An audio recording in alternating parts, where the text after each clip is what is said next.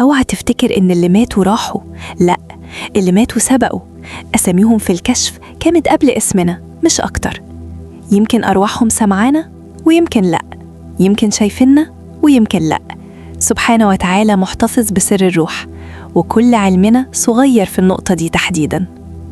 اللي بيقف مصدوم لما حبيبه يموت أو غالي يردمه التراب، ألف سلام عليه، قلبي معاك ودعوتي ليك.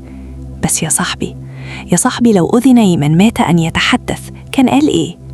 كان قال بتموتش نفسك معايا، لو أنت بتحبني كمل حياتك، دي كلها حمولة أيام وهنتقابل. هيقولك عيش، ومش هشوفها خيانة للذكرى ولا هشوفك نساي.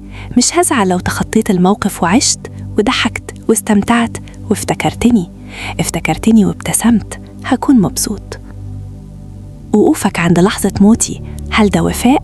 لأ، لأنه مش حل لأي حاجة ومش هيرجعني. طب ومين قالك إن لو رجعت يبقى ده في مصلحتي أصلاً؟ ربنا سبحانه وتعالى أذن وقدر الميعاد، وإذنه كله خير. ولو أذن لمن مات إنه يتكلم كان قالك ما توقفش، اعمل خير، أشركني معاك، اضحك في وش الناس وقول صدقة للي هناك وهتوصلني. اللي سبقوا وقف عملهم، بس انت تقدر تزود عليه، وعمرك ما هتعملها وانت موقف حياتك حزين ومفكر إن حزنك هو الوفاء.